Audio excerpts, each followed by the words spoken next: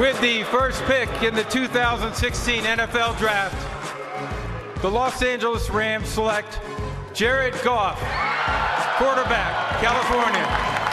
As you heard, courtesy of Commissioner Goodell, Jared Goff, first overall, first Cal quarterback to go number one since 1965 when Atlanta took Steve Bartkowski.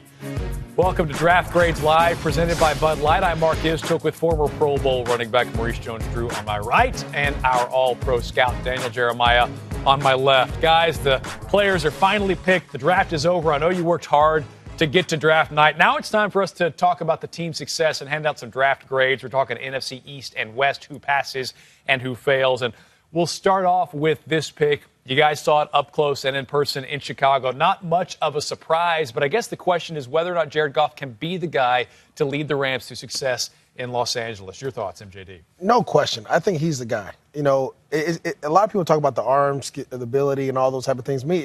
His mental capacity to take a team from 1-11 his freshman year to 8-5. That's what you saw. That's what they fell in love with. He's been through adversity. You're going to go through some adverse situations here. You're in a city that hasn't had football in a while. The second largest media market in the world, in the country to me.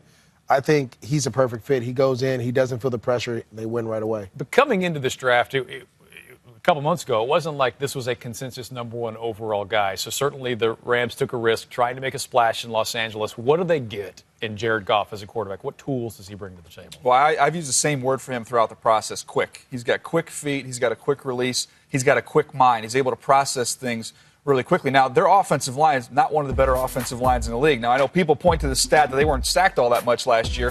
They didn't throw it all that much. They rode Todd Gurley. So eventually they need to become more balanced, and he's going to have to get the ball out of his hands. I don't think in front of him right now they are where they need to be. Well, no question it was a splash for a team, like I said, trying to make a name for itself back in Los Angeles. And given what we've seen from the quarterback position in Nick Foles and Case Keenum, you kind of get a feeling that the Rams brass would like to get their new toy out in front of the audience sooner rather than later. And one person that Goff could be seeing pretty soon, Dodgers All-Star Yasiel Puig. This is pretty funny. After Goff was drafted on Thursday, Puig retweeted an old tweet from Goff that said he was wishing Puig would take a fastball in his ribs. And Puig said to Goff, "Hey, big hug. Welcome to Los Angeles. I'll show you around. Be my guest to a Dodgers game. Puig, your friend. Puig, not late." Goff responded. He tweeted back at Puig, "Hey, thanks for the warm welcome. Let's just forget that tweet happened. I'll have to take you up on the offer. Hashtag Puig, my friend." All right, let's take a look at the rest of the players who are joining Jared Goff in Los Angeles. And four of the Rams' first five picks on the offensive side of the ball. And MJD, you look at what they did. You're great.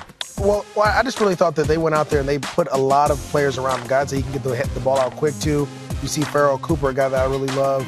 You can throw a slant to him. He has the ability to take it to the house. I think Tyler Higbee, he's a wide receiver playing tight end, another versatile guy that Goff can get the ball to. I give him an A. Would you agree with me on that, MJD? Oh, no I question. thought overall, you get your quarterback, and that's kind of my standard. You take care of that, I'm going to give you an A. Yeah. See, he's an easy teacher. You know, it's not that you can have a thesis, but you have to prove and show why that you did that. You got a quarterback, you got players around him. I'm an optimistic guy. Yeah, I believe in the quarterback. The question mark is all those picks that they gave up to move up. You can't overpay for a quarterback, though. Yes, you can. And I wish I had him at UCLA because I would definitely had a 4.0. That easy professor, maybe. We'll find out how the rest of the grades go because we're moving up the coast. Staying in the West, though, to Northern California we go. San Francisco head coach Chip Kelly does what Chip Kelly does. It's give jobs to ex-Oregon Ducks as the 49ers take defensive tackle DeForest Buckner, 7th overall. MJD, why would this player be a good fit on that line in San Francisco? Well, I think anytime you're starting with a new team, you have to build from the inside out. Ike Taylor likes to say, build your house from the ground up. You need defensive linemen to help out that secondary, help out those linebackers. This young man here, you pair him with the guy that he played with last year in Eric Armstead. Now you have two solid ends, guys that can play that 3-4 system and dominate the offensive line. I think you see a lot of production out of this young man. They're just lucky he fell to him. I'll tell you what, when you look at the first pick, I like DeForest Buckner, but when you go to their second first-round pick, remember they traded back into the bottom of the first round. This one surprised me. Josh Garnett from Stanford. I had more of a third-round grade on him. They end up moving up to take him in the first round. When I try and figure it out and understand it, you go back to Philadelphia with Chip Kelly.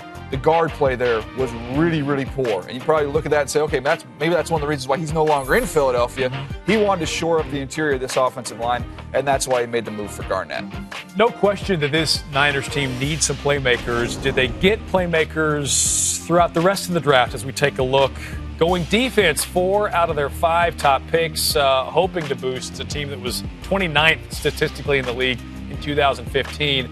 MJD, what's your take on this 49ers draft? Well, look at them. I gave them a B. And the reason is I thought they hit where they needed to go. But you made some crazy trades. You got some guys you could have waited on. I really love Fred's son. Oh, yeah, 6th round. Taylor. I think that's a shocker, by the way. Well, I think he's similar to Frank Gore. So now you have a guy that you know is going to be there all the time. He's going to do all the right things. He's going to be where he needs to be, and he's going to be healthy. He's been healthy his whole career. That's what they're missing right there in San Francisco. They need a running game, and you built that up. Well, certainly things could be looking up for the 49ers this season, but we're going to head to Arizona now because there were plenty of questions about where Robert Nkemdiche would end up, him and his question marks. So when Bruce Arians and the Cardinals called, let's just say Nkemdiche was elated. You got to know yourself and stick to the plan and play football and just focus on what needs to be focused on. Lastly, what are the Arizona Cardinals receiving?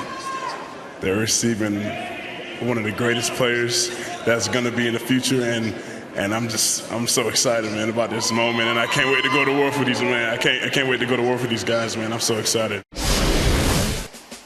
So, DJ, no question there were question marks about Robert Nkemdiche. Also, no question he can play. He can flat out ball. What makes Arizona a good landing spot for him? Well, look, they've taken some guys with some off-field issues, and they've had some success stories there. Tyrann Mathieu completely turned his life around, has been an awesome football player for them. To me, the character thing, put that aside, Robert Nkemdiche, the talent, the production hasn't matched the talent. That's my biggest concern with him. You see somebody that's supremely gifted, and there's games where he pitches a shutout with absolutely no production, no impact on the game. So they got to find a way to get all this ability out of him. Well, certainly a lot of ability on the board there as you take a look at the draft picks for this defense. 4 of 6 picks on defensive players. And MJD, how would you grade the guys you see up there on the board? And I gave the Arizona Cardinals a B+. The reason being is I thought it was a great pick, number 1, to take Nkemdiche. I mean, yes, he has problems, but they feel like they have the coaches to get him to play and to keep him on the straight and narrow. I like that they went after their secondary. They did a great job attacking those guys. You lost a ton of guys in free agency.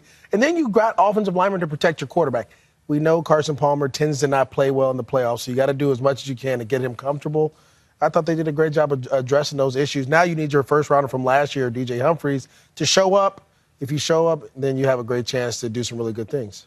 Okay, let's head back to the West Coast, up north in Seattle. The Seahawks traded down with the Broncos to boost their offensive line play, going with Jermaine Ifedi from Texas A&M with the last pick in the first round. And DJ, is this a good guy? I'm a big fan of Jermaine Ifedi, and to me, he's somebody that not only can play guard, he can play tackle. I thought he was a far superior player to what Josh Garnett was, who San Francisco traded up ahead of him to take. So I like the value they got there with Jermaine Ifedi. Switching to your favorite position, Always. we see them pick up C.J. Prosise out of Notre Dame, and how do you see him fitting in that offense? Well, I think he ran that zone scheme in Notre Dame, kind of out of the shotgun, similar to where you see Russell Wilson with the read option.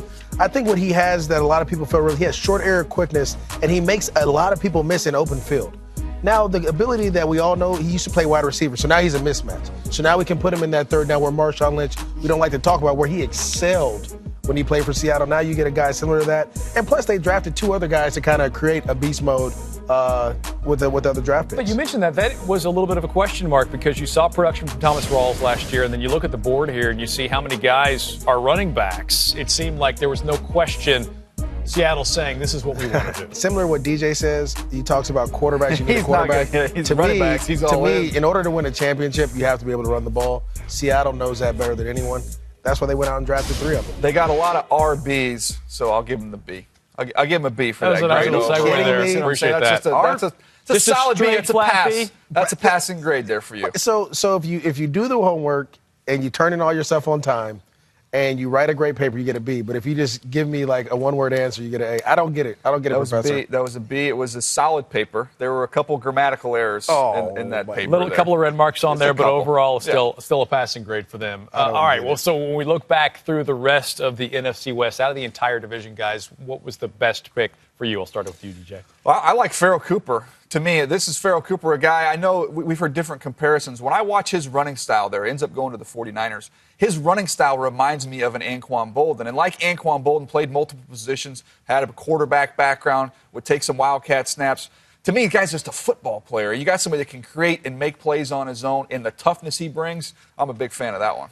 Great minds think alike. I think Pharoh Cooper, again, this young man did a magnificent job in college, took slants to the house. I mean, he did some great things. I really can't. By the way, to the Rams, not to the I wanted to put him to the 49ers, but he actually is going to the Rams. He's on the West Coast. Yeah. It's all the same. We're all it's been a long couple weeks. Before we go, this draft process, these mock drafts and studying players, some of the toughest things I've ever had to do in my life. Right. No question. Imagine it was having to do it for a team where your job's on the line if guys pass or fail, depending on how you perform in the evaluation process. When it gets dark, that's when I stand up. All right. That's what he says. We're going to move on now because obviously each team here with needs to address fans' hope those picks can help return the West to one of the football's most competitive divisions by making an immediate impact.